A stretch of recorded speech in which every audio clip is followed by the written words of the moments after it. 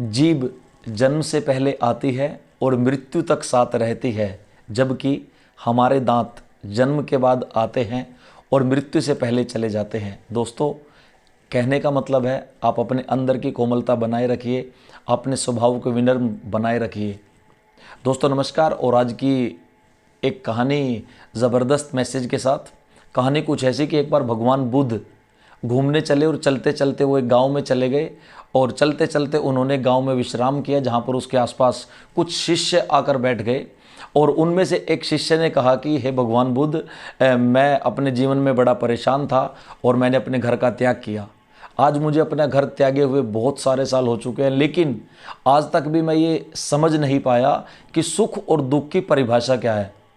तो भगवान बुद्ध मुस्कुराए और भगवान बुद्ध ने अपने शिष्य से कहा कि आज मैं आपको बताऊंगा सुख और दुख की परिभाषा क्या है।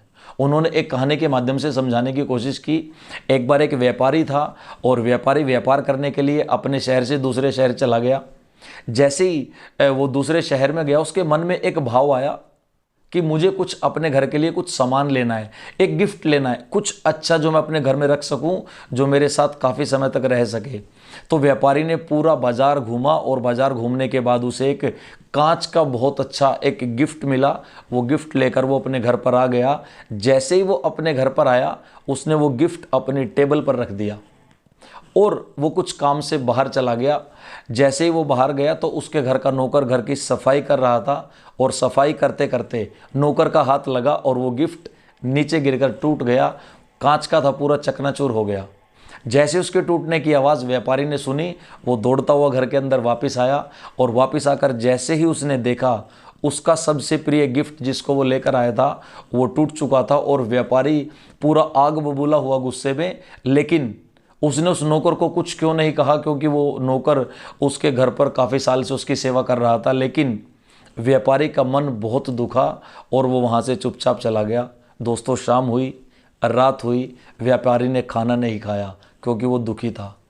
रात को जब सोने की बारी आई तो वो सोया भी नहीं, वो दाएं से बाएं घूमता रहा। घूमते घूमते वो अपने नौकर के कमरे के पास पहुंचा तो उसने देखा उसका नौकर खुशी से आराम से लंबे लंबे खर्राटे भरते हुए सो रहा था। तो उसे देखकर व्यापारी और ज़्यादा दुखी हुआ और उसका मन बहुत विचलित हुआ।